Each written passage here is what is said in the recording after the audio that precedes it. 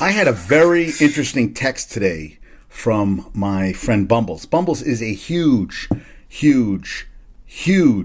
Mets fan. But first, so my picture on IG is from Jay. Now, Jay is a Mets fan since, I guess, So I was born in '69. He's been first Met game. What did he tell me? 70. Early. He's been a Met fan, kind of like Bumbles. They've been Met fans, Jet fans their whole lives. And he sent me a picture of him, which I thought was hilarious, of him in the back of an SUV on the Ohio Turnpike on Route 80 going west with an iPad propped up on a bunch of his kids' shoes. He's watching the Mets opener. Now, the Mets opener got rained out yesterday because they thought rain. Meanwhile, it's 70-something degree, almost 80 yesterday. Today, it's in the 50s. And someone said, if you had Tyler McGill being the first one out of the dugout on the Mets home opener, you'd be a very rich man today.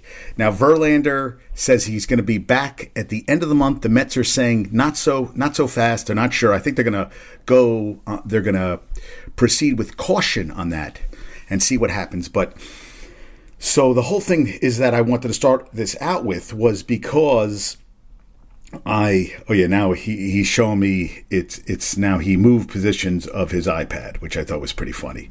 I guess he propped it somewhere else, but. So Bumbles sent me something very interesting. He said, I thought this was good. I said, and I wanted to get Jay's opinion. Jay said this is spot on. But Bumbles said to me, I've never seen in any sport spend so much money and not drastically improve their roster. Talking about the Mets. It's clumsy, weird, uncomfortable. They don't want to rebuild. They don't want to admit they're old. They're not as good as the best teams in Major League Baseball. They remind me of the Garnett, Pierce. Yeah, remember when that all happened and they traded all those draft picks? They brought all these guys in past their prime.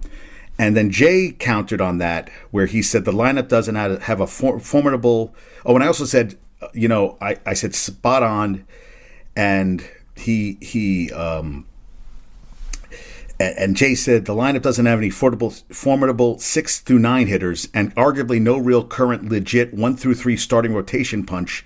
He said he heard me say that Scherzer not looking like Scherzer. He said not totally true. He looks like a 40-year-old Scherzer. And will anyone be surprised if Verlander is out till May?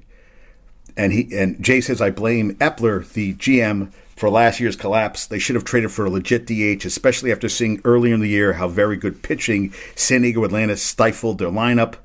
And he said in the first inning, they had runners in scoring position, less than 2 out, they can't get the runner home.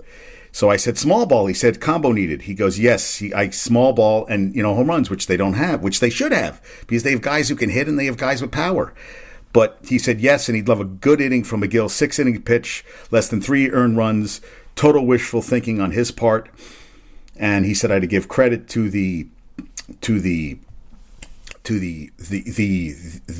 artist of the picture, which I did already.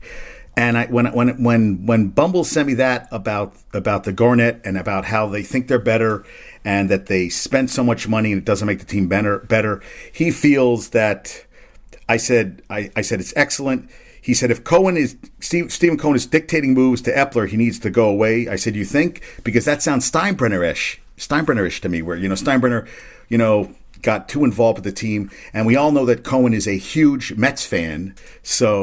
But Mets fan doesn't correlate.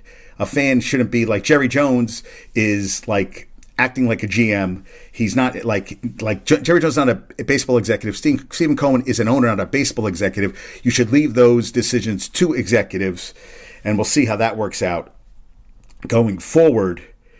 And I thought those were great points. That's the problem. I don't think they're a really good team this year. And we're seeing with the pitching, and really have Alonso, who hit 2 home runs the other day, and they got Miami at home this weekend. I think we're going on the Saturday, April 29th. We're going to see them play against the Braves, the Mets. I've never been to Citi Field, and I think Jay's going on the Friday night.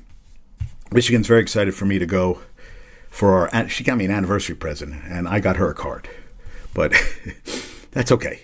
It's and I write very good cards, so my cards are worth millions of dollars. But she'd been talking about this for a while, so we're gonna go and we'll see what happens on that front. But all good points. I'd love some Met fan. I'm trying to get Bumbles on. I've had Jay on. I would love to have Jay and Bumbles on together and let them just talk about all Mets. And as Met fans, I feel for you because you have an owner now who is willing to spend the money as opposed to the Wilpons, and you don't have a team out there. I mean, Verlander's hurt, Scherzer's older. You don't have a legitimate. Carrasco got rocked. You got Peterson and McGill now pitching a lot. You lost Diaz, who got a standing ovation on opening day. You lost your closer, and you really haven't improved that lineup. And Atlanta's going to be good this year. I think Philly started off slow, but Philly's going to get better. I'm curious how to see how the season turns out. What, Bumbles picked 86 wins? I mean, it's going to be a toss-up. They're under 500 for the first time in 550 days. They got swept this year. Last year didn't happen until September. We'll see. Yeah, I mean, it's still early, 7 games in, but it is not starting off well for them. And if you're a Mavs fan, it's not looking well for you right now. Kyrie Irving, you have to win you have to win every game now. He's out, right foot recovery. Josh Green's out for rest. Tim Hardaway, left ankle soreness. Maxi Kleber is out with a right hamstring injury recovery, and Christian Wood is out for rest. Doncic, left thigh injury recovery probable. So is JaVale McGee with a right ankle sprain. They have to win against the Bulls tonight. If it's a win, they must win to avoid being eliminated from the playoff scenario. The team announced late Friday morning, so they're all out. That's crazy. They're 38-42, 10th best lottery odds, and owes the New York Knicks a top 10 protected pick as the final payment for the Porzingis trade. They must win Friday night and Sunday afternoon against the Spurs, and the Oklahoma City Thunder must lose at home Sunday to the Memphis Grizzlies for Dallas to qualify for the play-in in the Western Conference 10th seed. So they have to win both games. And I see them going out. Yeah, that is crazy, man. Yeah. And and Mark Cuban publicly admitted the Mavs were tanking, said Wednesday night that, of course, I understand the thought process.